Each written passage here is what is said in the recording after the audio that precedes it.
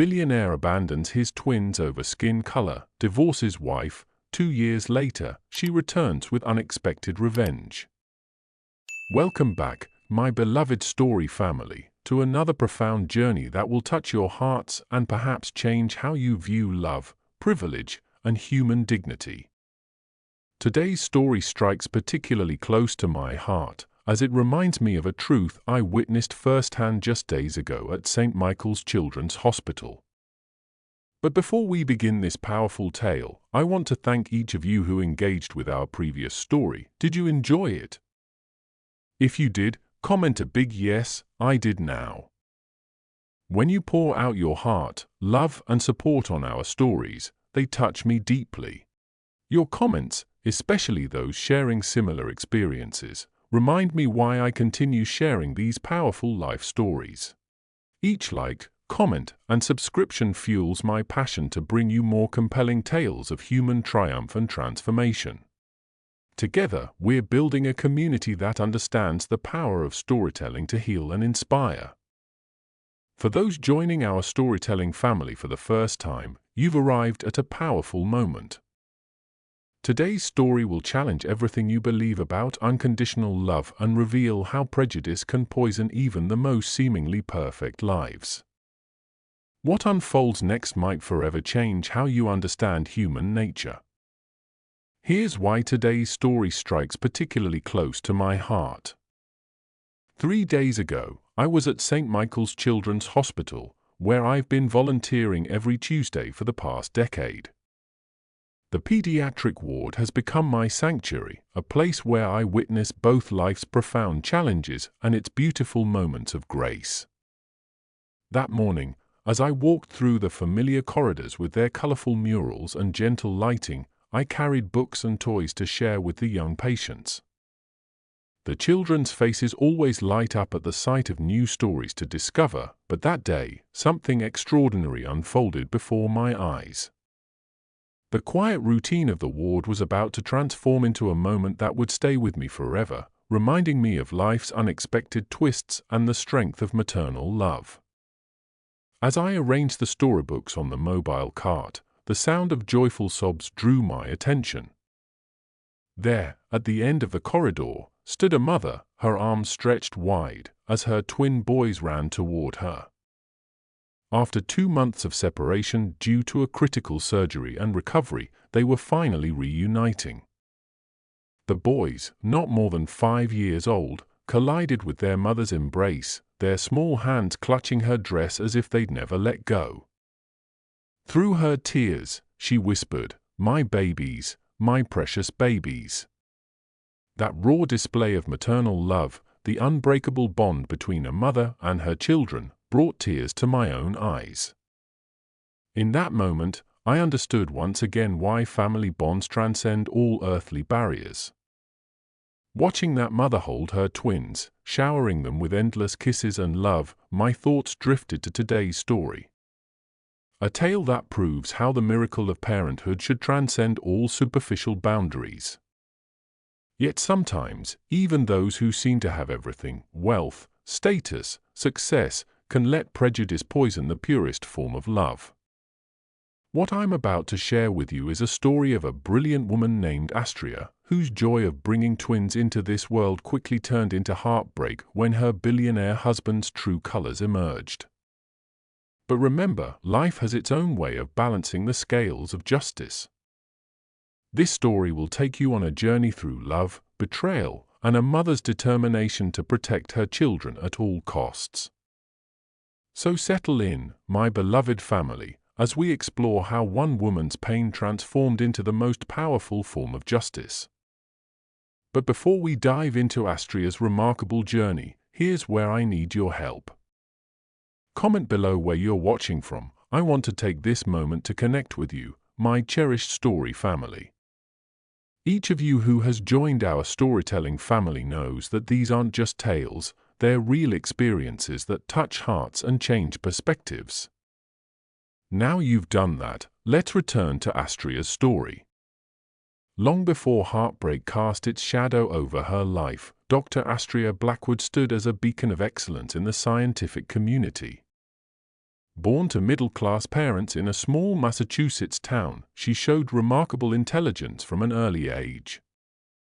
Her mother, a high school chemistry teacher, nurtured her curiosity, while her father, a local librarian, filled her world with books about great scientists who changed history. By 16, Astria had already completed most of her high school credits, earning a full scholarship to Harvard's accelerated program. The halls of Harvard became her second home, where she spent countless nights studying molecular structures and cellular behaviors. Her professors quickly recognized that they weren't just teaching a student, they were witnessing the rise of a future pioneer in molecular biology. Graduating summa cum laude wasn't enough for Astria. While her peers celebrated their achievements, she immediately enrolled in Harvard Medical School, driven by a personal mission.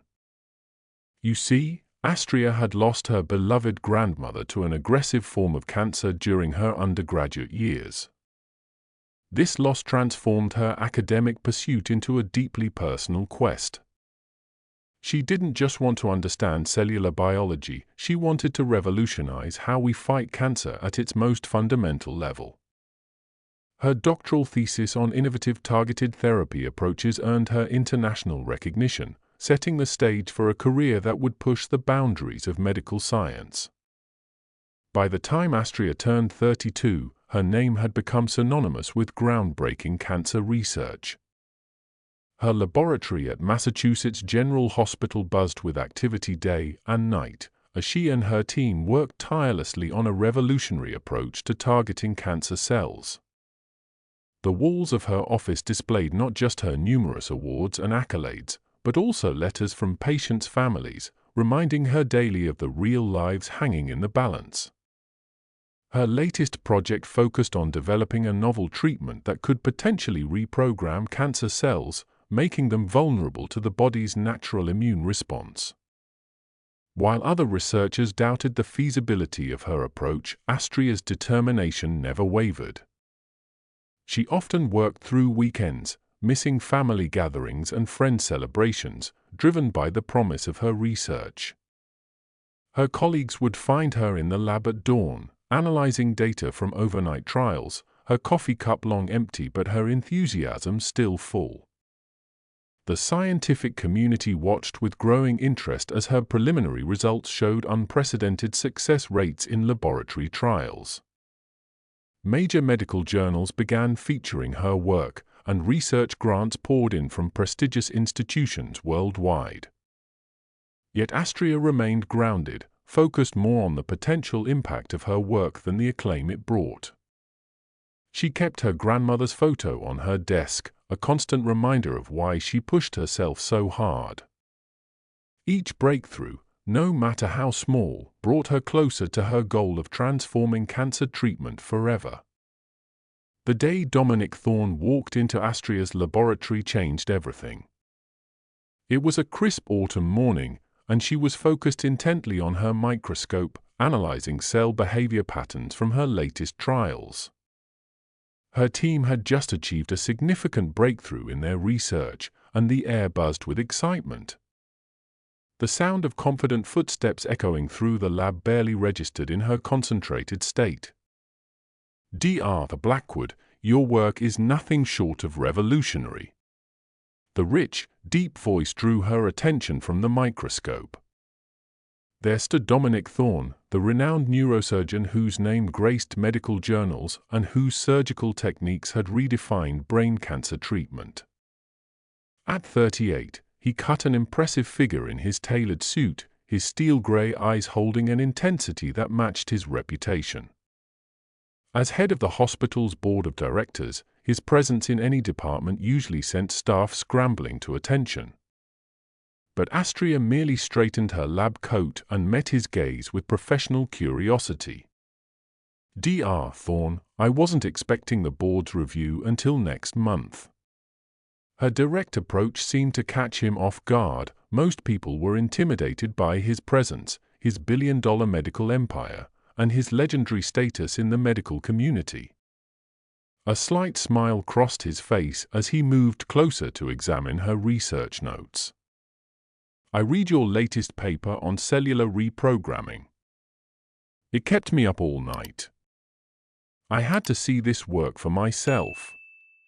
His genuine interest in her research was evident as he asked precise, thoughtful questions about her methodology. What was meant to be a brief visit extended into hours of intense discussion. They moved from the lab to her office, where complex scientific theories flowed between them like poetry. As the afternoon sun cast long shadows through the window, they found themselves sharing not just professional insights but personal stories of what drove their medical passions. In Dominic, Astria found someone who understood both the scientific mind and the human heart that guided it. That first meeting sparked something neither of them expected. Despite their demanding careers, Dominic found reasons to visit the research department frequently. Coffee breaks turned into dinner discussions about medical breakthroughs, which evolved into long walks through Boston's historic streets. While Astria shared stories about her small-town upbringing and her parents' dedication to education, Dominic opened up about his privileged yet lonely childhood in Manhattan's elite circles. Their differences were stark. Astria's modest background and pure dedication to scientific advancement contrasted with Dominic's world of private jets and hospital acquisitions.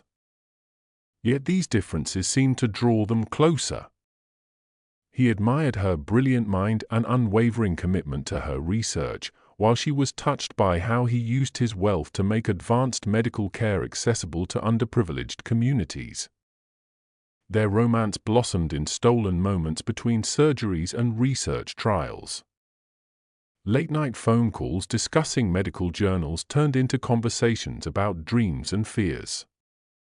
Dominic surprised her with thoughtful gestures, not with expensive gifts, but with rare medical texts he'd tracked down, knowing they'd fascinate her.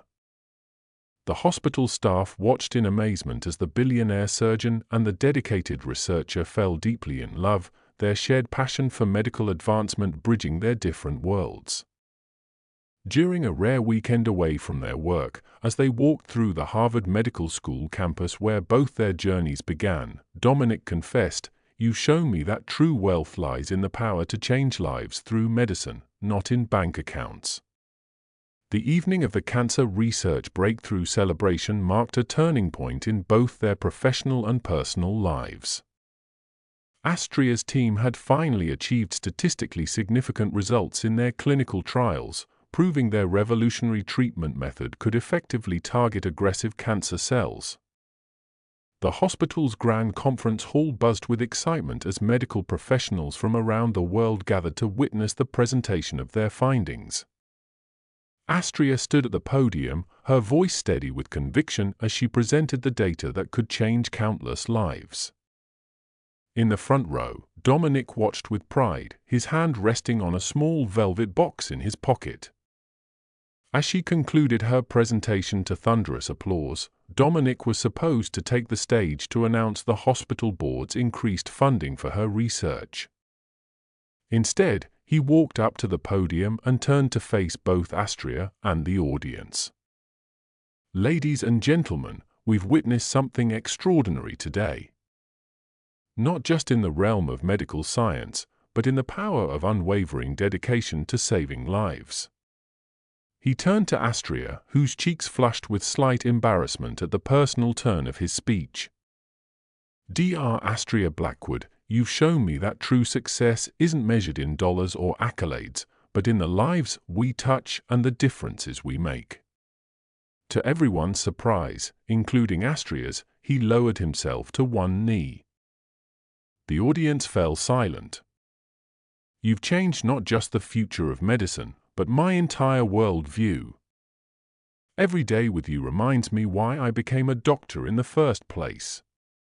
He opened the velvet box, revealing not an extravagant diamond, but a simple, elegant ring holding a piece of amber. Inside it, perfectly preserved, was a DNA double helix structure.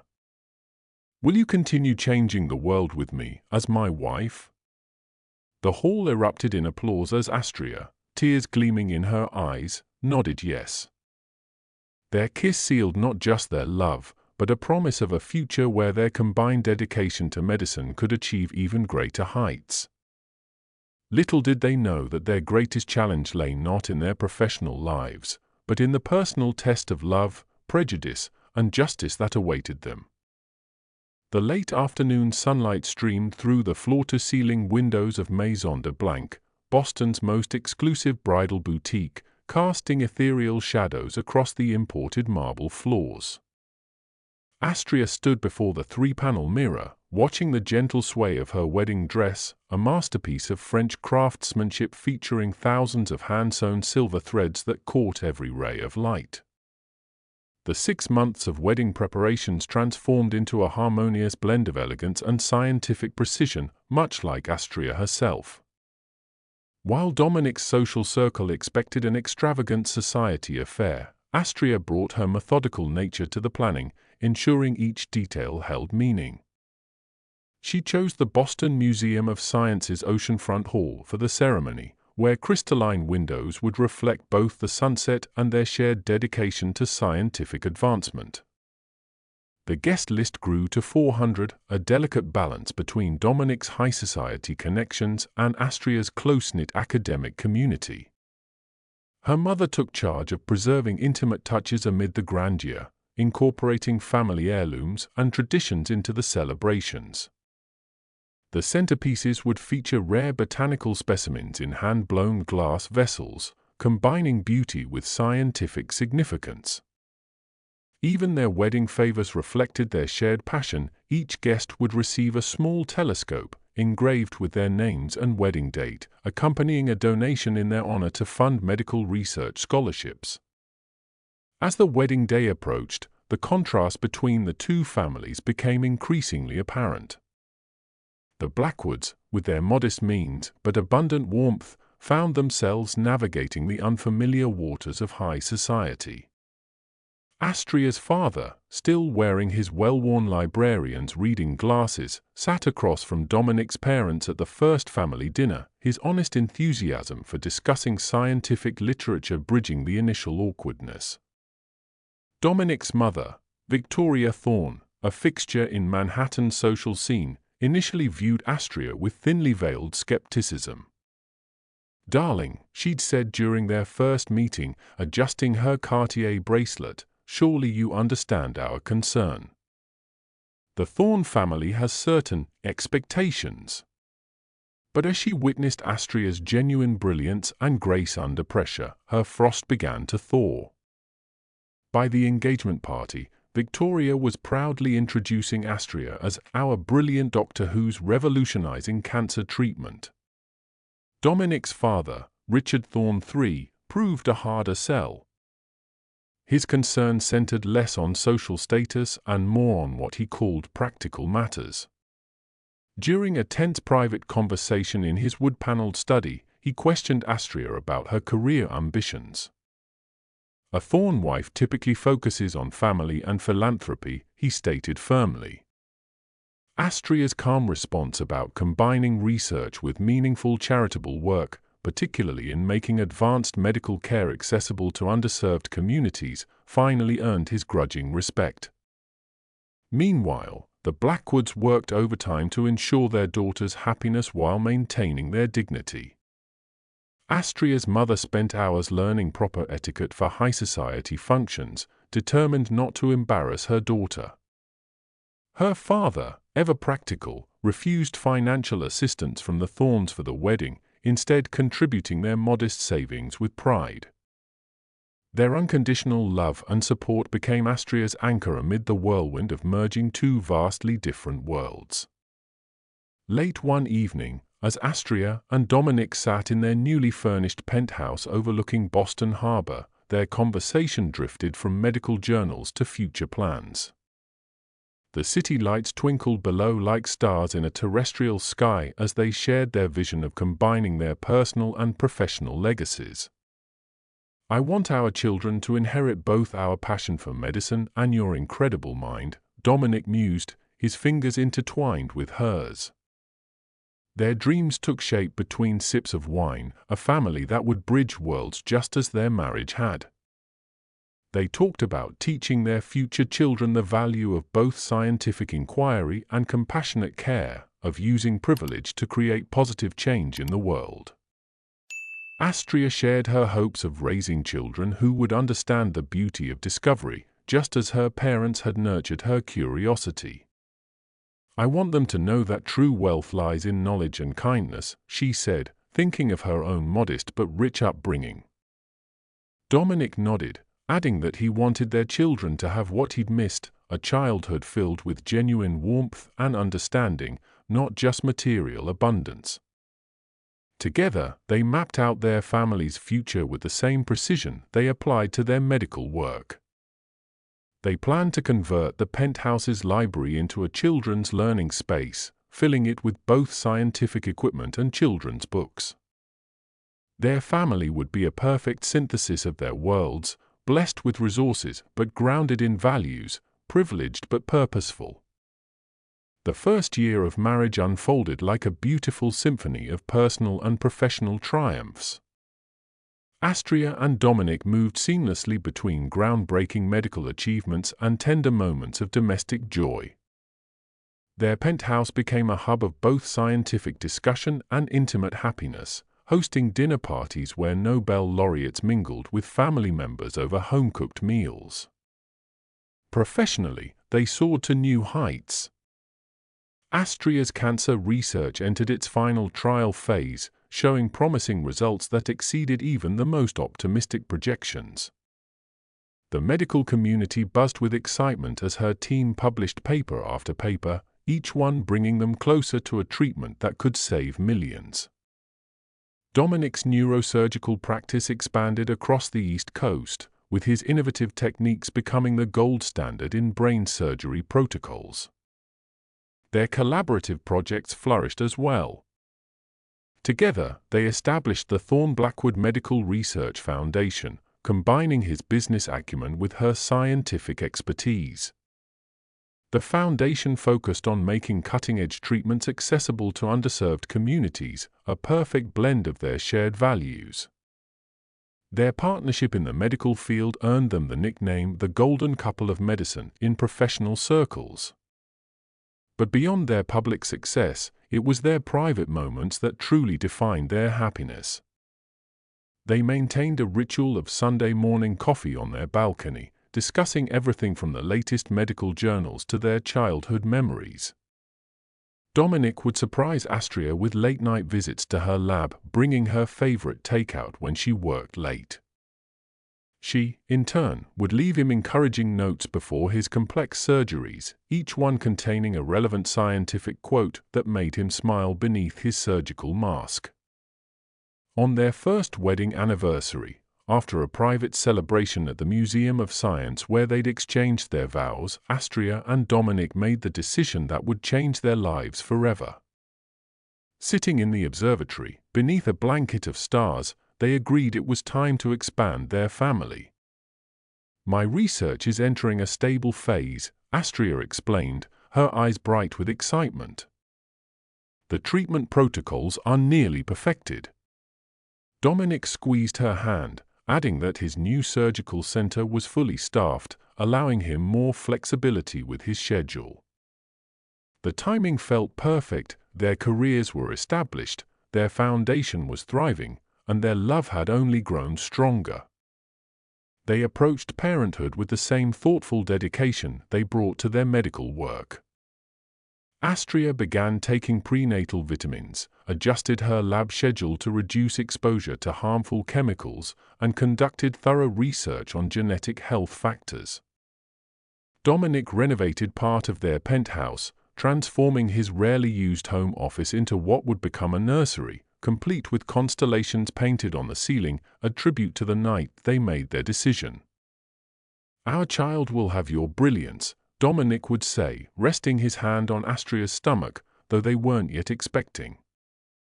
"And your compassion," she'd reply, never suspecting how these words would come back to haunt them. Their dreams of parenthood seemed as bright and promising as their medical breakthroughs, but fate had other plans, plans that would test not just their love, but humanity itself. 3 months into their journey toward parenthood, Astria sat in her private lab, staring at the results of her home pregnancy test. Her hands, usually steady during the most delicate experiments, trembled slightly as she reached for her phone to call Dominic. Instead of interrupting his surgery schedule, she decided to confirm her suspicions through proper medical channels first. That afternoon, in the private wing of Massachusetts General Hospital, Astria lay on the examination table, her brilliant mind racing with calculations and possibilities. The OB/GYN, Dr. Chen, moved the ultrasound wand carefully across her abdomen. The room fell silent except for a rhythmic whooshing sound, but something about the pattern caught Astria's trained ear. "Is that?" She started, her scientific mind already analyzing the acoustic pattern. Dr. Chen smiled broadly, adjusting the monitor. "Dr. Blackwood, your medical instincts serve you well. Listen carefully." The whooshing continued, but now everyone in the room could distinguish it clearly, 2 distinct heartbeats, perfectly synchronized yet separate. "Twins," Dr. Chen confirmed, pointing to the monitor where 2 small shapes were visible. Both measuring perfectly for 8 weeks gestation. Astria's eyes filled with tears of joy as she processed this unexpected multiplication of their blessing. Her analytical mind immediately began calculating the statistical probability of twins, roughly 3 in 100 births, while her heart swelled with double joy. She left the hospital clutching the ultrasound images, her mind already formulating the perfect way to share this magnificent news with Dominic. As a scientist, she appreciated the beautiful complexity of twin development. As a mother-to-be, she marveled at the miracle growing within her. 2 babies. 2 hearts. 2 new lives to love and nurture. That evening, Astria arranged a private dinner in their penthouse, setting up a small display in Dominic's home office, now the future nursery. When he arrived home from his final surgery, she led him to the room where she'd placed the ultrasound images inside a scientific journal, marked at a page about twin studies in neurology. "Read this article," she suggested casually, fighting to keep her composure. "I think it might interest you." Dominic, still in his suit from a day of consultations, picked up the journal. The moment he opened to the marked page and the ultrasound images slipped into his hands, his professional demeanor crumbled into pure joy. "Twins?" His voice cracked with emotion as he looked from the images to his wife. "We're having twins?" The renowned neurosurgeon, known for his steady hands and calm composure in the operating room, trembled as he pulled Astria into his arms. 2 babies, 2 perfect little miracles. For hours that evening, they sat on the nursery floor, Dominic's arm around Astria as they talked about double everything, 2 cribs, 2 car seats, 2 college funds. He called his surgical coordinator immediately, rearranging his schedule for the coming months to be present for every appointment. "My children will never doubt their father's dedication," he declared, making plans to reduce his surgery load once the babies arrived. The next 4 months transformed their penthouse into a testament of their meticulous planning. Every decision reflected their combined dedication to science and nurturing. Dominic converted half his medical library into the most advanced nursery Boston had ever seen. The room featured air purification systems, temperature-controlled sleeping zones, and a sophisticated monitoring setup that would track every aspect of the twins' health. Astria approached the preparations with her characteristic scientific precision, researching every product and design choice.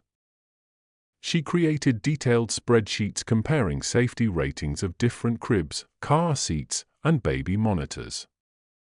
The couple selected 2 identical mahogany cribs, handcrafted by artisans in Vermont, each with built-in sensors to monitor breathing patterns and sleep cycles.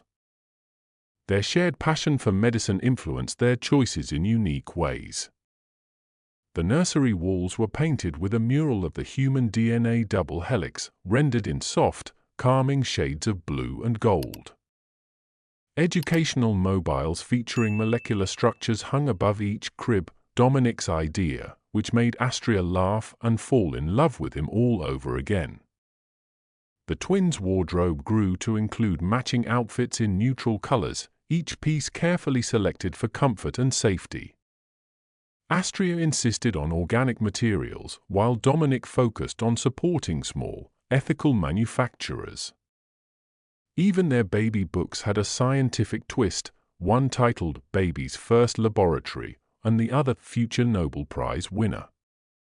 As Astria's pregnancy progressed, their excitement rippled through both the medical and social communities. The hospital staff watched with warm smiles as the formidable Dr. Thorne began carrying ultrasound photos in his wallet, proudly showing them to anyone who would look. During complex surgeries, his team noticed he would hum lullabies behind his surgical mask, a striking change for a man once known for his intense focus and silence. Astria continued her research with modified protocols to ensure the twins' safety, her team adapting their laboratory procedures around her pregnancy.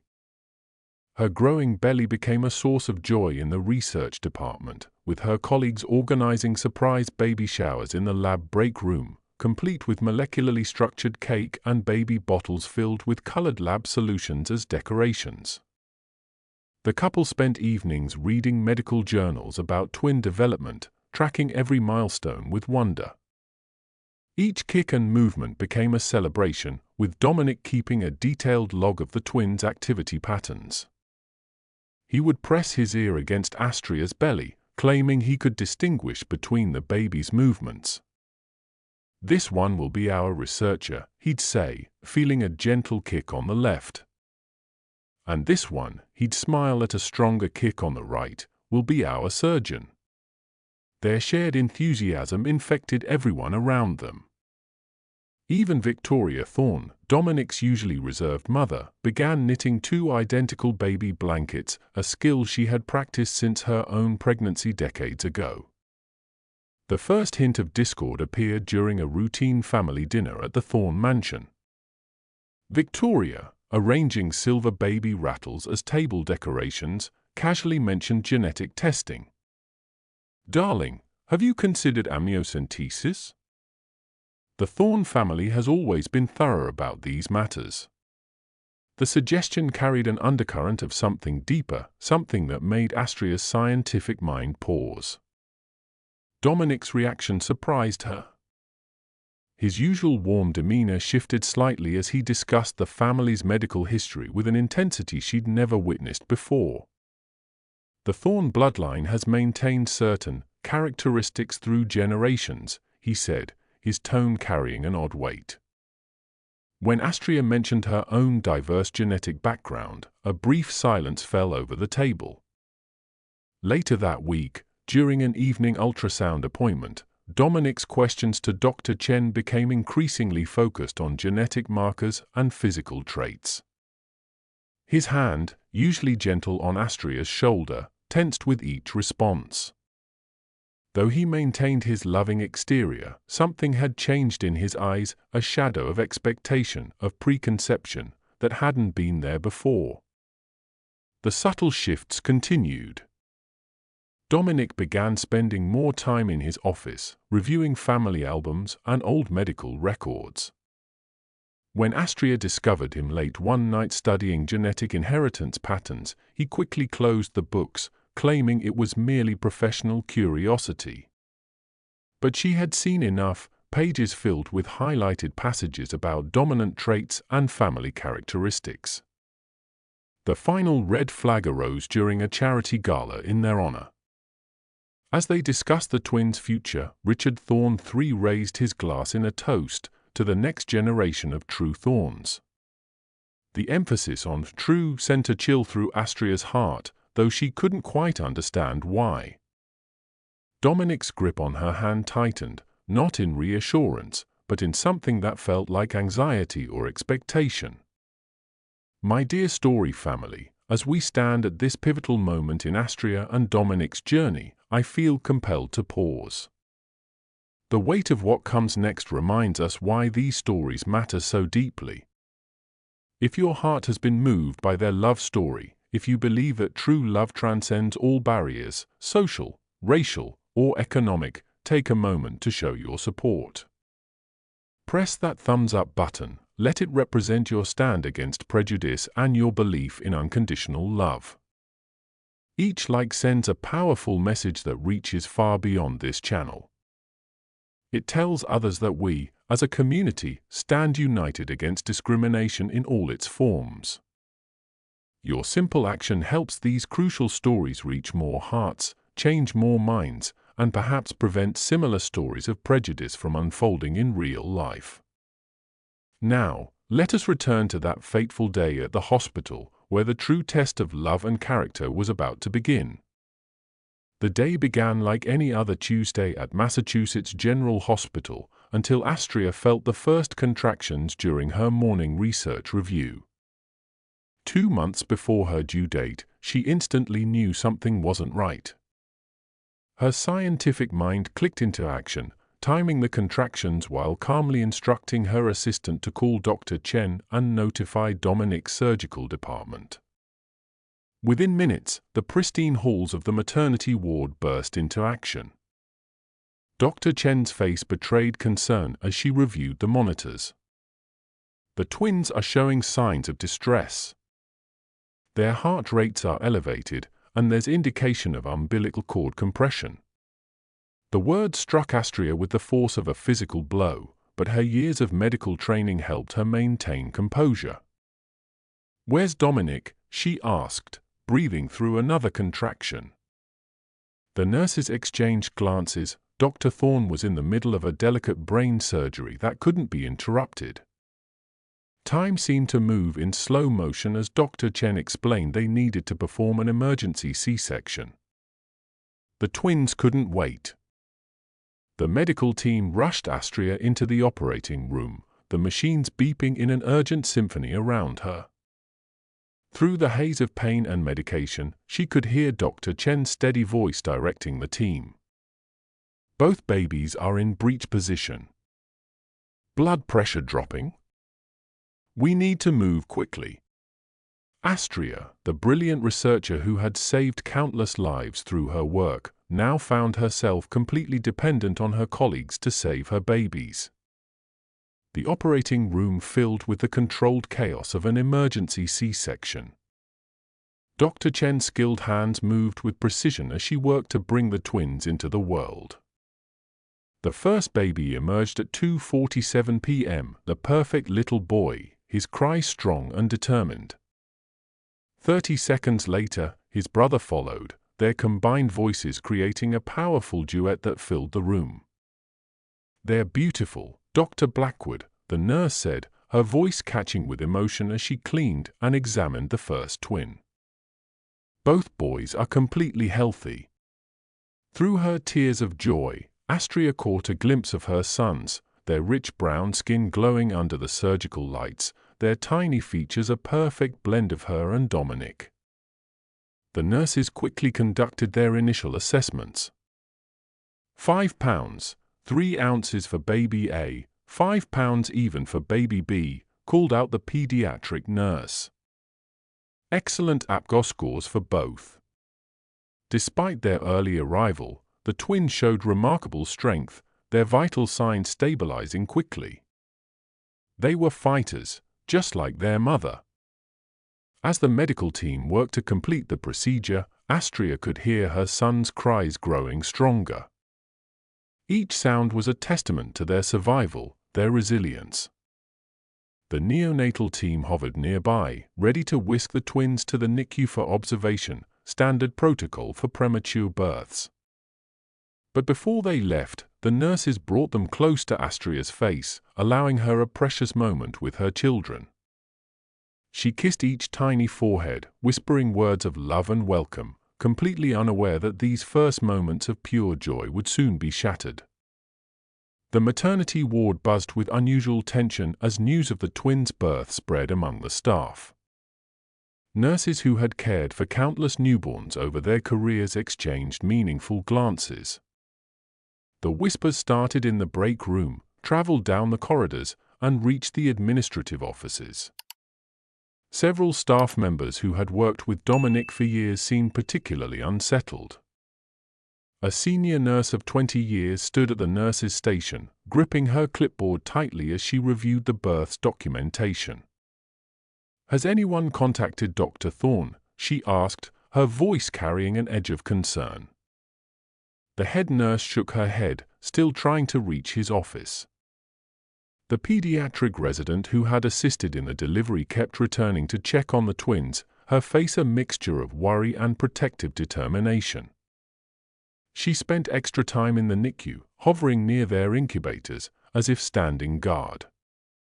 Even Dr. Chen, typically composed and professional, appeared troubled as she made her post-delivery notes, frequently glancing at her phone for any response from Dominic's surgical department. Finally, at 4:15 p.m., the call came through. Dominic had finished his surgery and was in his office.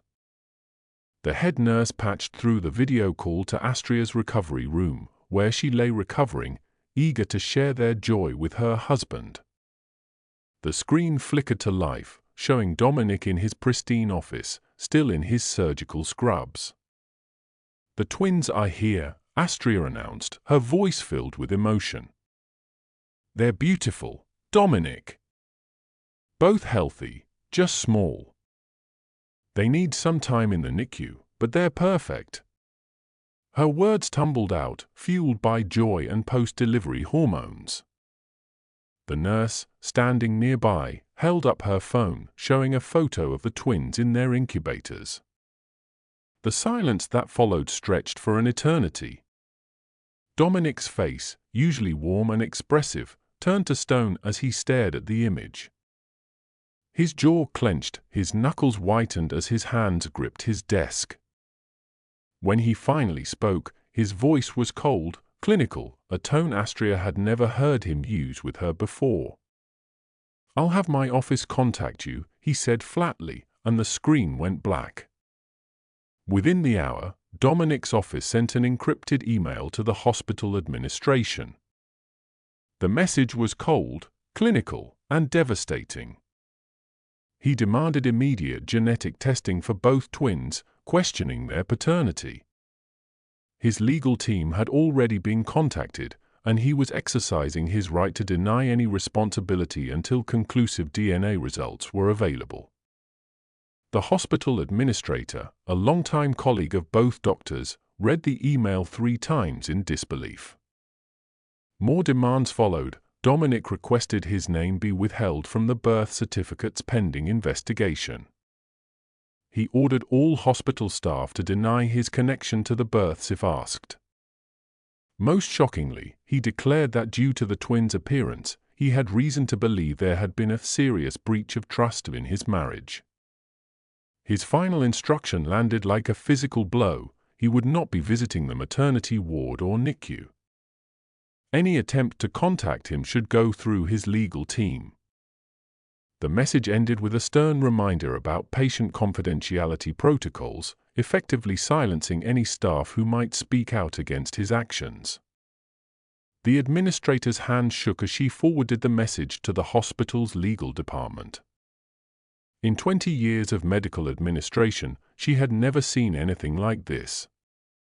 The man who had built his reputation on compassionate care and medical innovation was now hiding behind cold legal jargon and barely veiled prejudice.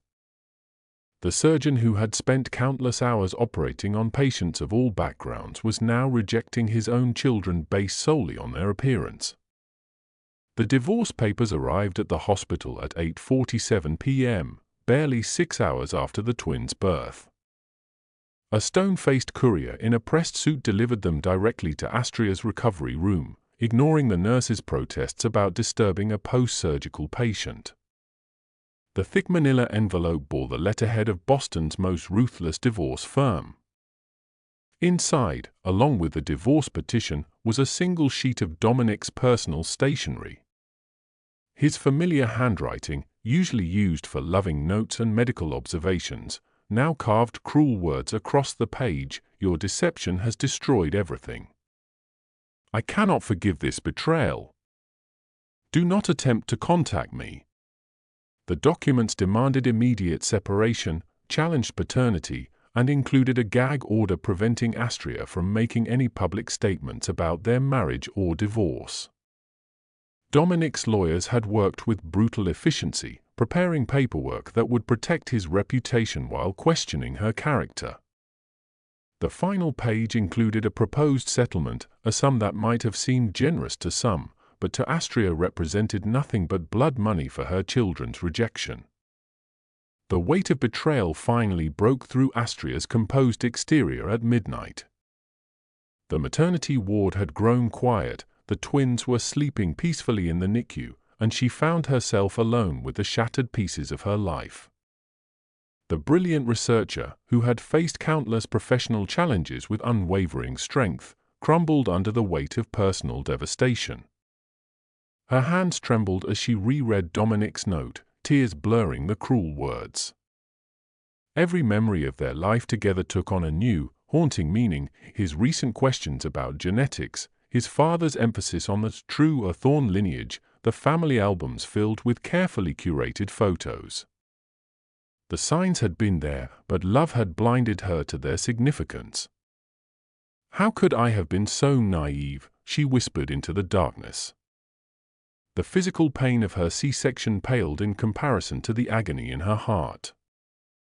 The man who had sworn to love her unconditionally, who had marveled at ultrasound images and planned their future together, had rejected not only their children but everything their relationship had stood for. A young nurse found her an hour later, curled into herself, the divorce papers scattered across the hospital bed. Through her tears, Astria kept whispering about her laboratory, her research, her discoveries, as if trying to remind herself that she was still the same accomplished woman she had always been. The nurse held her hand as she wept, neither of them speaking, both understanding that no words could ease this kind of pain. In the NICU down the hall, her beautiful boys slept peacefully, unaware that their first day of life had become a battlefield of love versus prejudice. The first 3 months tested every ounce of Astria's strength. Her medical expertise hadn't prepared her for the exhausting reality of caring for premature twins while recovering from major surgery. The penthouse, once a symbol of her perfect life, now felt like a gilded cage, filled with memories she couldn't escape and baby preparations made by a man who had abandoned them. Sleepless nights blurred into endless days. The twins, Alexander and Adrian, needed feeding every 2 hours. Their tiny bodies required constant monitoring, their immune systems still delicate from their early arrival. Astria maintained detailed logs of their development, her scientific mind finding comfort in data and measurements, even as her heart ached with each milestone they reached without their father. The financial strain hit hard despite her successful career. The divorce proceedings had frozen many of their joint assets, and Dominic's legal team fought aggressively to minimize any support. Her research grant applications, once fast-tracked due to her connection to the Thorn medical empire, now faced mysterious delays and rejections.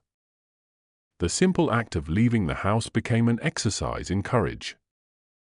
Boston's medical circles were small, and news traveled fast. Former colleagues would cross the street to avoid interaction.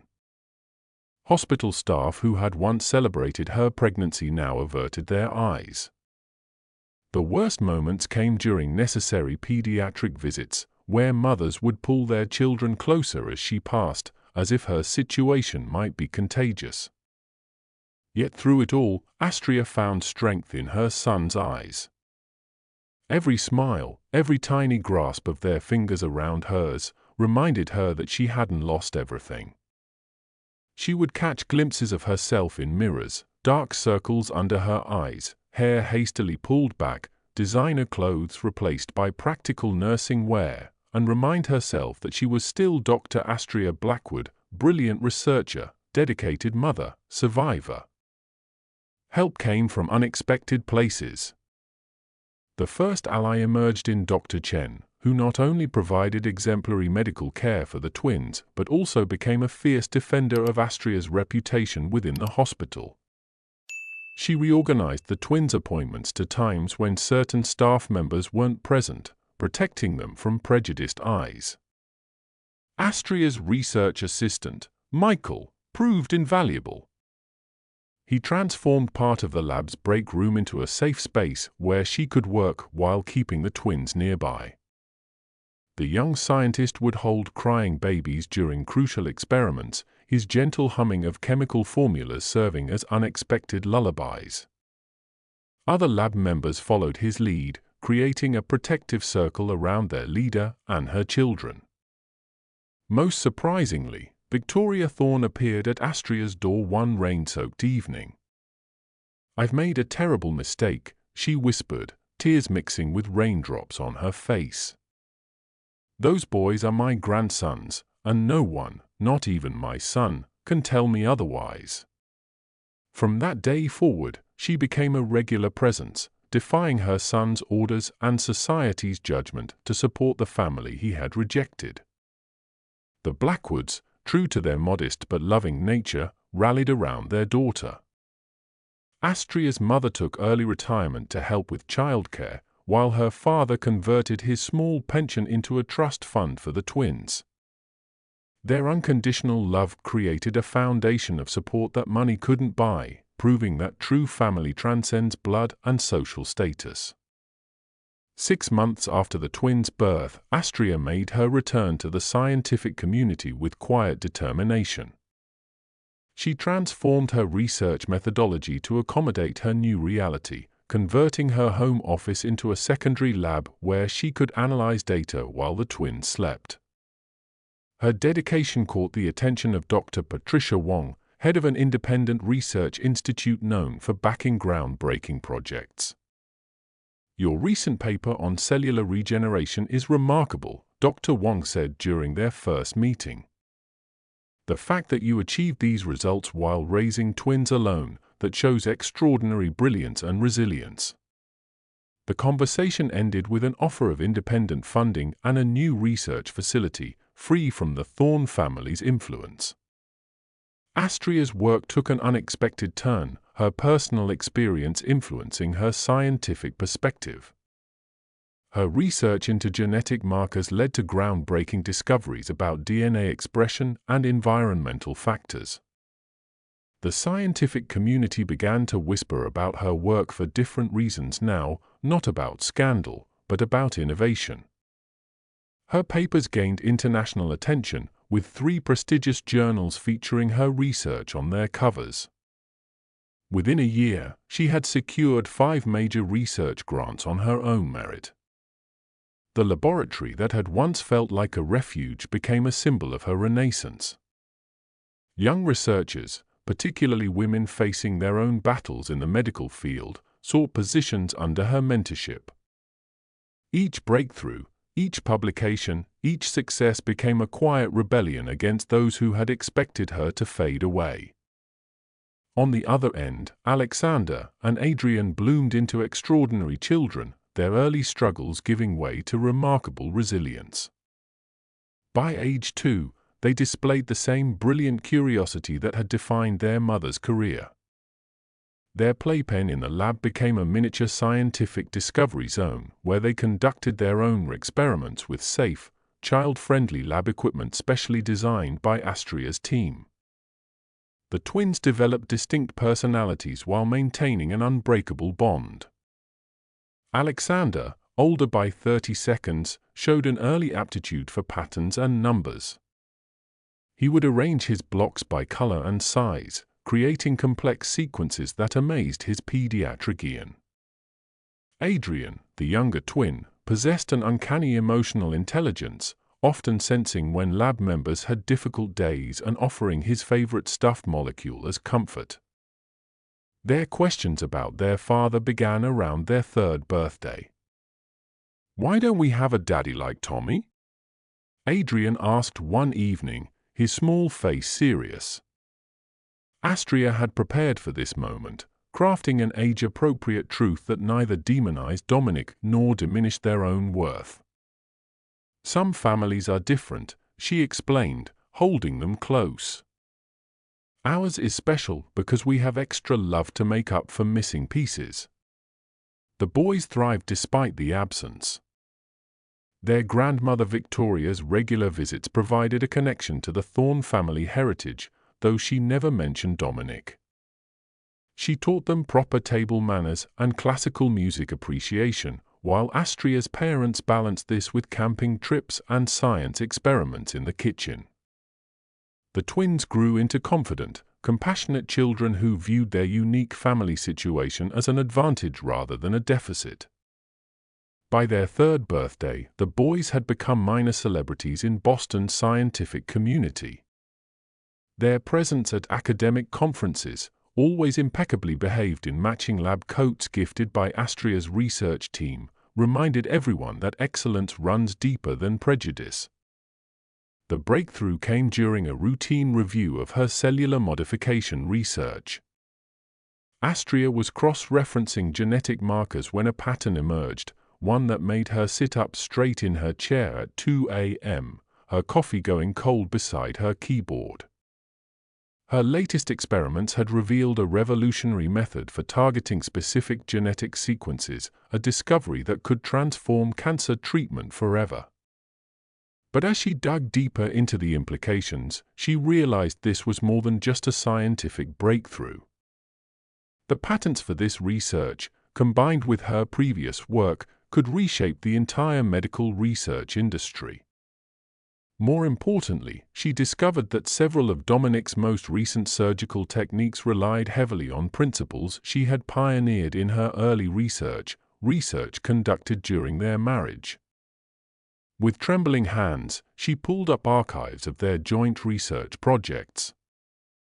There, buried in years of data, she found evidence that Dominic had quietly filed patents based on her foundational work, claiming sole credit after their separation.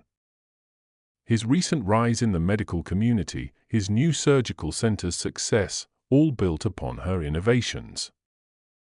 The realization hit her like a physical force. The man who had rejected his own children had been profiting from her intellectual property all along. Victoria's words from a recent visit suddenly gained new meaning. Dominic's new medical center is expanding nationwide. He's becoming unstoppable in the medical business world. Astria looked at the sleeping twins in the monitor, then back at her research data. The path forward crystallized with perfect clarity. Astria started planning her retaliation. Her approach, the same methodical precision she applied to her research.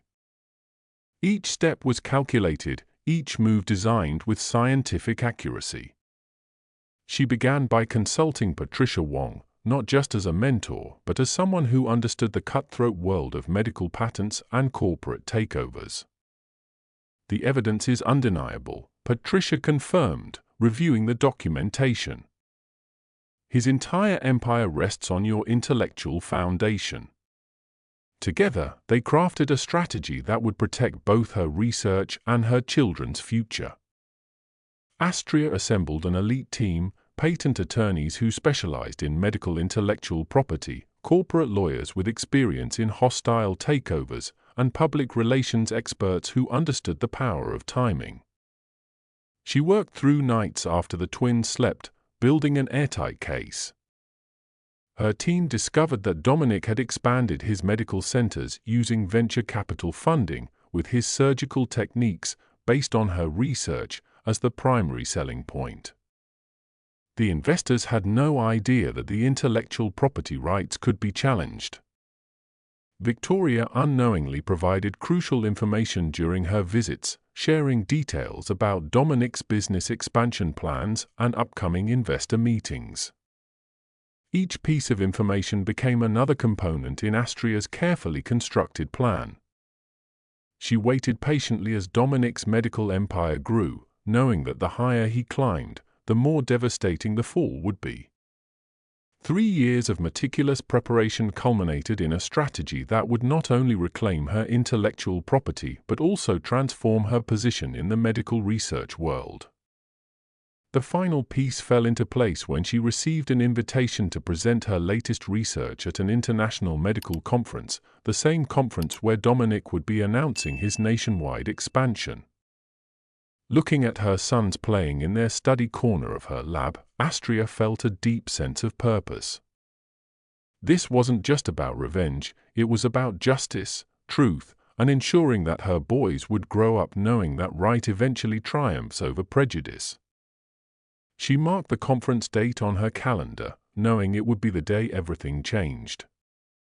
My dear story family, we've walked alongside Astria through her darkest moments, from the joy of new motherhood to the crushing weight of betrayal, and now to the cusp of justice. Before we witness the culmination of her 3-year journey, I want you to pause and reflect with me. What moves through your heart as you consider Astria's path? A brilliant scientist, devoted mother, and woman who refused to be broken by prejudice and betrayal. The choices she made, the strength she found, the dignity she maintained, all while raising 2 beautiful boys who never doubted their worth despite their father's rejection. Share your thoughts in the comments below. Would you have chosen forgiveness, or like Astria, would you fight for justice?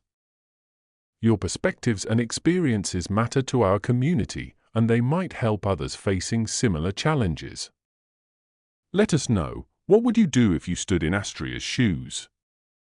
Now, let us return to that pivotal medical conference, where 3 years of careful preparation were about to change everything.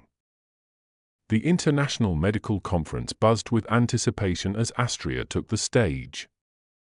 The grand ballroom of the Geneva Convention Center was packed with the world's leading medical researchers, investors, and corporate executives. In the front row, Dominic sat with his board members, his expression neutral, not yet recognizing the woman who had once shared his life. Today, Astria began, her voice steady and clear. I present the culmination of 15 years of research in cellular modification and genetic targeting. Her presentation unfolded like a masterclass in molecular biology. Each slide revealed another layer of her breakthrough, a revolutionary treatment protocol that could transform cancer therapy forever. The audience leaned forward in their seats as she detailed the clinical trial results. Success rates unprecedented in medical history. Recovery times cut in half. Side effects virtually eliminated. But it was her final slide that changed everything, the patent documentation. There, in irrefutable legal language, lay the foundation of her revenge. This breakthrough, she continued, builds upon my earlier research, conducted from 2020 to 2023. The dates hung in the air like a verdict. Research that some may recognize as the basis for certain surgical techniques currently in use. Her eyes met Dominic's for the first time in 3 years. Understanding dawned on his face as she clicked to the next slide, displaying side-by-side comparisons of her original work and his subsequent patents. Astria's next revelation hit like a thunderbolt. Her research team had partnered with Wong Medical Industries, one of the largest pharmaceutical companies in Asia. Over the past year, they had quietly acquired controlling interests in key medical supply companies that were essential suppliers to Dominic's surgical centers. The future of medical treatment requires unity between research and application, she announced, as Dr. Patricia Wong joined her on stage. Which is why Wong Medical Industries has acquired majority shareholding in these vital medical supply chains. The screen behind her displayed a complex web of business connections, all leading to one conclusion: Dominic's empire now depended on companies they controlled. The audience murmured as financial figures appeared on screen. Wong Medical stock prices soared with each new patent announcement, while their strategic acquisitions had been executed with precision. Investment bankers in the audience began frantically checking their phones, realizing the implications of this corporate chess game. Furthermore, Patricia Wong added, stepping forward, our partnership with Dr. Blackwood extends beyond research. Today, we announce the establishment of the Global Institute for Genetic Medicine, with Dr. Blackwood as Chief Research Officer and primary patent holder. The institute would control not just the research, but its application across the medical industry. Dominic's face had turned ashen. His entire business model relied on supplies and equipment from companies that now answered to Astria and Wong Medical. His expansion plans, his surgical centers, his future contracts, everything now lay in the hands of the woman he had rejected. The emergency board meeting called immediately after Astria's presentation crackled with tension. In the luxurious conference room of the Geneva Grand Hotel, Dominic faced his board members, investors, and legal team. The walls of confidence he had built over 3 years crumbled with each new document presented. These patents, his lead counsel explained, his voice grave, they're ironclad. Dr. Blackwood's original research predates our surgical innovations. Her timestamps, documentation, and laboratory records create an unbreakable chain of evidence. The lawyer spread out paper after paper, each one hammering another nail into Dominic's professional coffin. The board members, many of whom had invested millions in the expansion plans, turned hostile. You built this empire on stolen research, demanded one. Research from your ex-wife, the same woman whose children you denied, added another, disgust evident in her voice. The room erupted into chaos as investors realized the full implications. There's more, announced the head of legal affairs, looking up from his tablet.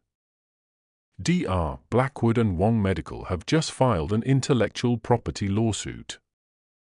They're not seeking to shut us down, they're demanding majority control of all Thorne medical centers. The strategy was brilliant in its mercy, they weren't destroying Dominic's centers, just claiming ownership of them. The board's verdict was unanimous. Dominic's position as CEO would be temporarily suspended pending a full investigation. His voting rights were immediately frozen. In less than an hour, the empire he had built on prejudice and stolen research began slipping through his fingers. Within 48 hours, Dominic's carefully constructed world collapsed like a house of cards. The stock price of Thorne Medical Centers plummeted as news of the patent dispute spread through the financial markets. Major investors started pulling out, their confidence shattered not just by the legal challenges, but by the personal scandal that now became public knowledge.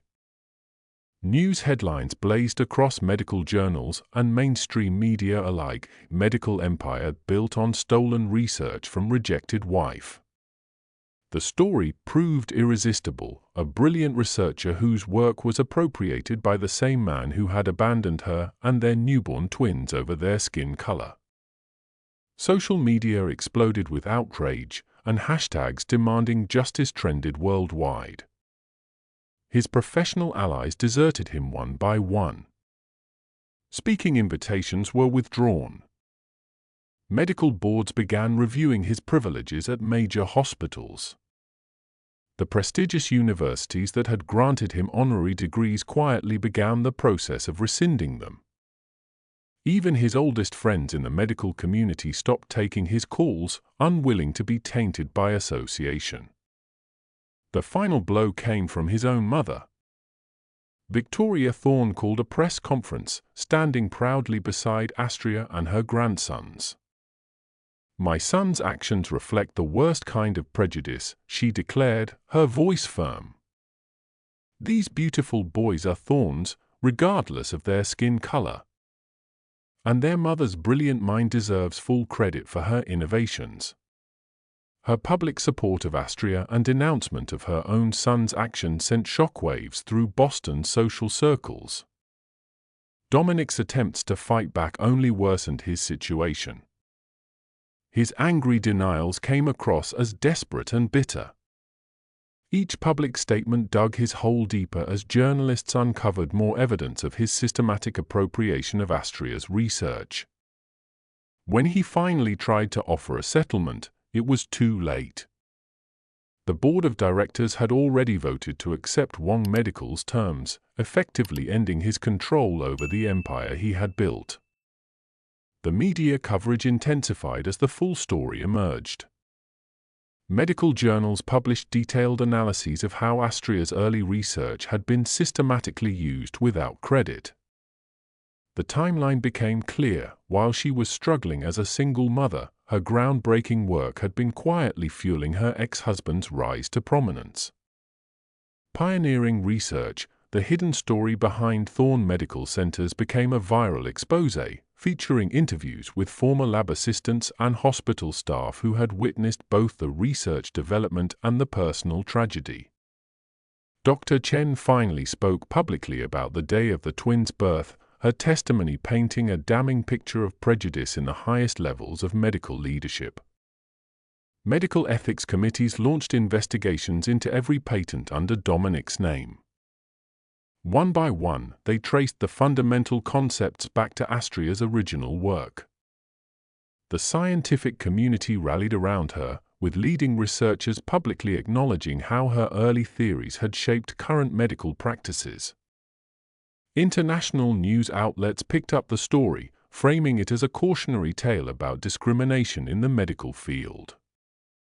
Astria received invitations to speak at conferences worldwide, not just about her research, but about resilience and justice in the face of prejudice.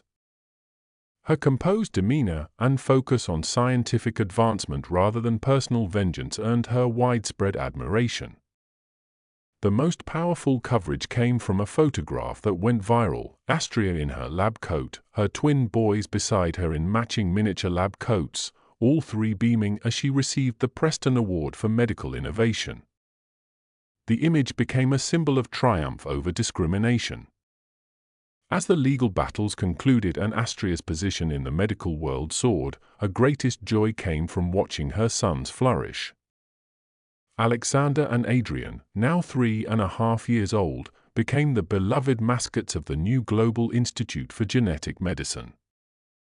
Their presence in the labs, asking precocious questions about cell structures and peering through microscopes, reminded everyone of the human story behind the scientific breakthroughs.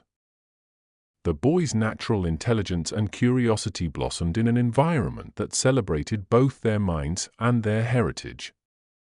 Alexander would often sit in on research meetings, drawing complex patterns that sometimes offered surprising insights into molecular structures. Adrian's emotional intelligence made him a favorite among stressed researchers, his innocent questions often leading to breakthrough moments. Their grandmother Victoria made sure they understood their place in both families' legacies. "You carry the best of both worlds," she would tell them. "Your mother's brilliant mind and your father's family's resources now rightfully return to you." She established a foundation in their names, dedicated to supporting minority students in medical research. The twins became symbols of hope for many families facing similar prejudices. Their story, featured in child development journals, highlighted how children could thrive despite early rejection when surrounded by love and support. Medical conferences would often find them in the front row, tiny notepads in hand, absorbing complex medical concepts with remarkable ease. Their presence at these events served as a constant reminder that brilliance, compassion, and dignity know no color. The most profound moment of justice came quietly, 3 months after the conference. Astria sat in what had once been Dominic's office, now her new headquarters at the renamed Blackwood Wong Medical Center. The view of Boston Harbor remained the same, but everything else had transformed. The walls, once adorned with Dominic's achievements, now displayed her patents and the twins' artwork. She received news that Dominic had taken a position at a small private practice in Arizona, his reputation too damaged to maintain his previous standing in the medical community. His innovative surgical techniques, all based on her research, were now officially credited to their true creator. The medical centers he had built now served all communities equally, with special programs ensuring access to advanced treatments regardless of race or social status. The true victory, however, lay in the changes her story inspired across the medical field. Research institutions implemented stricter protocols for credit attribution. Major hospitals enhanced their anti-discrimination policies. Young researchers, particularly women and minorities, found new opportunities opening up as the old power structures crumbled. Alexander and Adrian's 4th birthday party was held in the hospital's children's ward, where they insisted on sharing their cake with young patients. Watching them interact with children of all backgrounds, Astria realized that the best revenge wasn't in Dominic's downfall, but in the positive change their story had created. Her sons would grow up in a medical community that judged people by their contributions, not their appearance. The perfect circle completed itself when the twins received their first toy microscopes, gifts from the same medical board that had once tacitly supported their father's prejudice. As I sit here in my study, reflecting on Astria's journey, I'm reminded of that day in the children's hospital where I witnessed the reunion of a mother and her twins. Life has a way of bringing stories full circle. Sometimes, the greatest acts of justice come not from hatred or vengeance, but from standing firmly in our truth and refusing to let prejudice define our worth. Astria's story isn't just about revenge, it's about a mother's love transforming pain into purpose and prejudice into progress. In this remarkable journey, we've witnessed powerful truths unfold. First, that true strength often emerges in our darkest moments when we must choose between breaking down and breaking through. Second, that intelligence without compassion is meaningless, and success without integrity eventually crumbles. Most importantly, we've seen that a mother's love knows no bounds. It can fuel not just survival, but transformation. Astria showed us that the best response to prejudice isn't rage or despair, but excellence and dignity. Let us carry forward the lessons of Astria's story. In a world where prejudice still casts long shadows, we must remember that love remains the strongest force for change. True justice doesn't always arrive in grand gestures, sometimes it builds slowly, through persistence, intelligence, and unwavering dignity. For every child facing rejection, for every person judged by their appearance rather than their character, let this story be a beacon of hope. Remember, those who judge others by their color reveal only the darkness in their own hearts. Tomorrow, beloved family, we'll explore another powerful tale of triumph over adversity. Join me for the story of how a CEO marries his secretary in a contract marriage. After one night, he falls deeply in love. A story that will touch your hearts deeply.